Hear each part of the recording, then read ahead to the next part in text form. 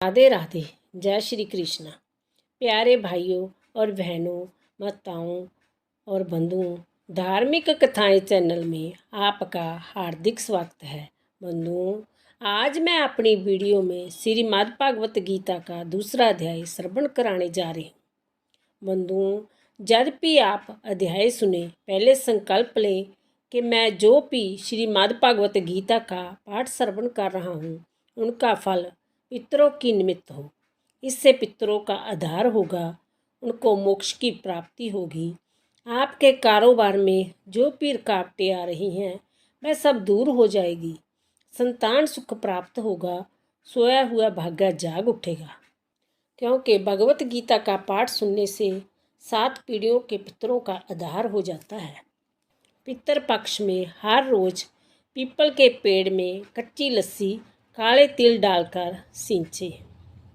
बंधुओं, वीडियो को एंड तक जरूर सुने। कमेंट बॉक्स में राधे राधे जरूर लिखें, ताकि आपको श्रीमद् भागवत गीता का सुनने का पूर्ण फल प्राप्त हो सके। दूसरा अध्याय।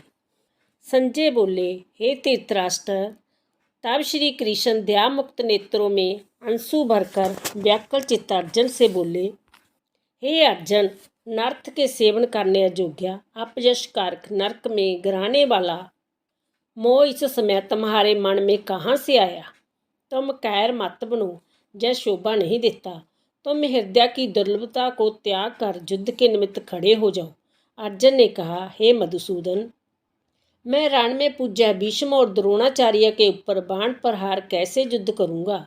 इस लोक में महात्मा गुरुजनों को ना सताकर भीख मांग भोजन करना उत्तम है, और अर्थ की कामना के लिए गुरुजनों को मारकर उनके रक्त से सने भोगों को भोगूंगा। हम नहीं जानते कि युद्ध कौन जीतेगा। यदि हम जीत भी लेंगे तो भी इनको मार हम जीवित रहना नहीं चाहते। वही धृतराष्ट्र के पुत्र हमारे सामने प्रस्तुत है। दीनता से मेरी स्वाभाविक वृत्ति नष्ट हो गई है और धर्म के विषय में मेरा चित्त मोहित हो गया है। मैं आपसे पूछता हूँ, जिससे निश्चय करके मेरा भला हो, वह मुझको समझा कर कहिए, क्योंकि मैं आपका शिष्य हूँ और आपकी शरण में हूँ। अंत मुझे ज्ञान शिक्षा दीजिए। मुझे पृथ्वी का निष्कष्टक राज्य मिल जाए और देवताओं का भी अधिपति मिल जाए। जो भी ऐसा कोई उपाय नहीं दिखता जो कि मेरी इंद्रियों के दिखाने वाले शौक को दूर करे। हे गोविंद, मैं युद्ध नहीं करूँगा। जय कहकर अर्जुन चुप हो गए। संजय बोले, हे राजन, दोनों सेनाओं के बीच में खिन्न होकर बैठे अर्जुन से भगवान श्री कृष्ण ने जय वचन कहे। हे अर्जुन, जिसके लिए शोक नहीं करना चाहिए तू उसके लिए शोक करता है, और पंडितों के से वचन तो कहता है, परंतु पंडित लोग ना मरो का सोच करते हैं ना जीवितों का। जय बात असंभव है कि मैं पहले ना था, तुम भी ना थे, और जय राजा भी ना थे, और इसके बाद भी ना होंगे।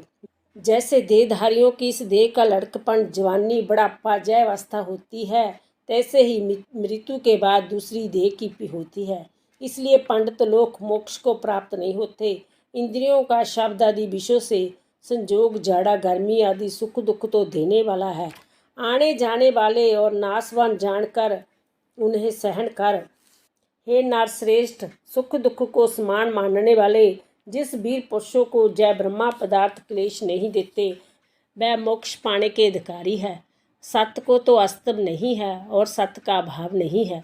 इस प्रकार दोनों को ही तत्वज्ञानी पुरुषों ने देखा है।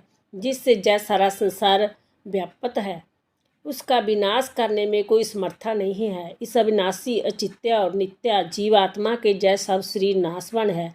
अंतिम, हे भारत, तुम युद्ध करो। जो पुरुष इस आत्मा को मारने वाला लथा जो मारने वाला मानते हैं, वह दोनों ही ज्ञानी नहीं है, क्योंकि जय आत्मा ना मारती है ना मारती है। आत्मा ना कभी जन्मती है ना मृत्यु को प्राप्त होती है, ना कभी जन्मी थी ना कभी मरेगी। जय अजन्मी, नित्य, कभी ना घटने बढ़ने वाली और सनातन है। शरीर नष्ट होने पर भी वह नाश को प्राप्त नहीं होती। जो पुरुष इस आत्मा को नित्य, अविनाशी, निरंकार और अजन्मा जानता है, वह किसको घात करावेगा और किसको मारेगा।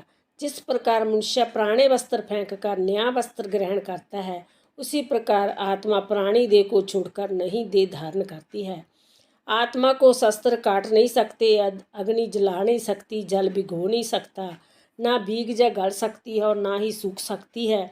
जय अविनाशी, सर्वव्यापी, स्थिर, अचल और सनातन है। जय इंद्रियों से जाना नहीं जा सकता, जय कल्पना से भी परे है और इसमें देह फेर नहीं हो सकता। इसलिए ऐसा जानते हुए तुम्हें शोक करना चित्त नहीं है। हे महाबाहो, यदि तुम इस आत्मा को नित्य जन्म लेने वाला मानते हो तो भी शोक नहीं करना चाहिए, क्योंकि जो जन्म है उसकी मृत्यु है और जिसकी मृत्यु हुई है उसका जन्म होना निश्चिंत है। अंत जो बात अनिवार्य है उसके लिए सोच करना व्यर्थ है। जन्म लेने से पहले क्या था किसी को मालूम नहीं। मध्य में कुछ प्रकट होता है, फिर मरने के पीछे क्या होगा कोई नहीं जानता। ऐसी दशा में किसी बात का सोच करना क्या तुमको उचित है? कोई मनुष्य तो इस आत्मा को चार्या से देखता है, चार्यावत वर्णन करता है, कोई चार्यावत मानकर सुनता है, परंतु कोई देख कह व सुनकर भी भली प्रकार नहीं जानता। सबके शरीर में जय आत्मा नित्य अविनाशी है। इस कारण सब प्राणियों के लिए तुमको सोच करना चित्त नहीं। अपने धर्म को भी सोचकर घबराना चित्त नहीं, क्योंकि क्षत्रियों को धर्मपूर्वक युद्ध से बड़ा और कुछ भला करने वाला नहीं है। हे पार्थ, बिना इच्छा किए स्वर्ग का द्वार रूप युद्ध तुमको स्वयं प्राप्त हुआ है। ऐसा सुअवसर भाग्यवान क्षत्रियों को ही मिलता है। यदि तुम अपने धर्म के अनुसार इस संग्राम को ना करेंगे तो अपना धर्म और बड़ाई खो बैठेंगे और पाप को प्राप्त होंगे। सब लोग सदा तुम्हारी अपकीर्ति करेंगे और प्रतिष्ठा वाले पुरुषों के लिए अपयश का होना मृत्यु से भी बढ़कर है। जय महारथी समझेंगे कि अर्जुन डर कर संग्राम से हट गया और अब तक जो लोग तुम्हारे पर कर्म की प्रशंसा करते हैं वही नेक तरह के दुर्वचन कहेंगे। इससे बढ़कर दुख तुमको क्या होगा? यदि युद्ध में नष्ट हो गए तो स्वर्ग के भागी होंगे, जीतने पर पृथ्वी का राज्य करोगे। इसलिए युद्ध के निमित्त दृढ़ प्रतिज्ञा होकर खड़े हो जाओ। सुख दुख लाभ हानि जय प्रजा इन सबको समान समझकर युद्ध के लिए तैयार हो जाओ। ऐसा करने से तुम पाप को प्राप्त नहीं होंगे। हे पार्थ, जय ज्ञानोपदेश ज्ञान योग के विषय में तुमसे कहा गया। अब निष्काम कर्म योग के विषय में सुनो। जिस ज्ञान को पाकर कर्म बंधन से तेरी मुक्ति होगी। कर्म योग मार्ग के एक बार आरंभ किए बिना कर्म का नाश नहीं होता और विघ्न पड़ने पर भी शुभ फल तथा इस कर्म का केवल प्रारंभ ही संसार के भय से छुड़ाकर पूर्ण ब्रह्मा प्राप्त कराता है। निश्चय करने वाली बुद्धि इस निष्काम कर्म में एक ही कामना वाले पुरुषों की बुद्धि का अगर नहीं रहती, उसकी शाखा प्रशाखाएँ होती है। ऐसी दशा में मनुष्य संदेह में रह जाता है। स्वर्ग सुख को ही जो उत्तम पुरुषार्थ समझते हैं, उनका कामनाओं से चित्त व्याकुल होने के कारण निश्चयात्मिक बुद्धि से मोक्ष साधना उत्पन्न नहीं होती, कारण कि उनका चित्त भोग आदि में सदैव निमग्न रहता है। जिन मनुष्यों का चित्त इस प्रकार मोह में लिप्त है और जिनकी आस्ति भोग विलास और ऐश्वर्य में है, ऐसे पुरुषों के अंतकरण में निश्चयात्मिक बुद्धि नहीं होती। हे अर्जुन, वेद त्रिगुणात्मिक है, तुम निष्काम हो जाओ। सुख दुख को समान जानकर नित्य क्षेम आदि स्वार्थों में ना पड़कर धीर्यवान आत्मनिष्ठ हो। तुमको केवल कर्म करना चाहिए, तुम्हारे अधिकार में फल नहीं। तुम ना तो फल की विलासा से काम करो और ना निकम्मे ही हो। फल की आशा त्याग कर कर्म की सफलता व सफलता को समान समझकर तुम जोखजत होकर कर्म करो। फल की इच्छा रखने वाले निकृष्ट होते हैं।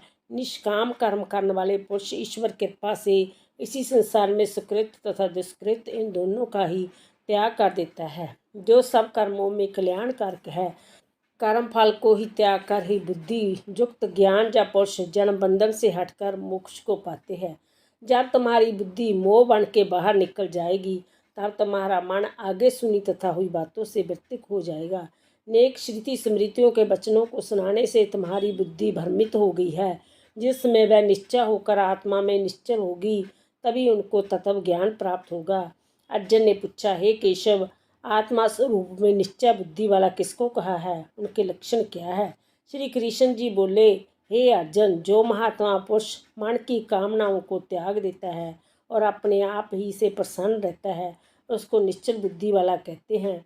दुख में जिसके मन में खेद नहीं होता, सुख में जिसको आस्तिक नहीं होती तथा प्रीति भय क्रोध जिसके जाते रहते हैं, वह महात्मा स्थिर बुद्धि वाला मुनि कहलाता है।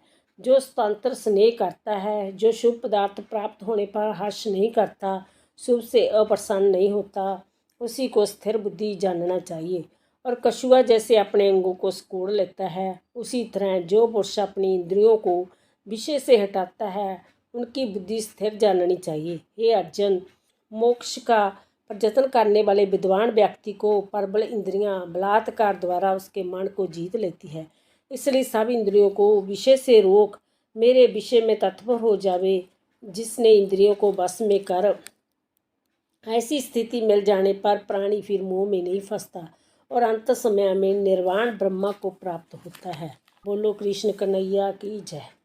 इस प्रकार दूसरा अध्याय सुनने मात्र से समस्त दुखों का विनाश हो जाता है और उसके दोनों लोकों में विजय प्राप्त होती है। बोलो कृष्ण कन्हैया की जय। बोलो राधा रानी की जय।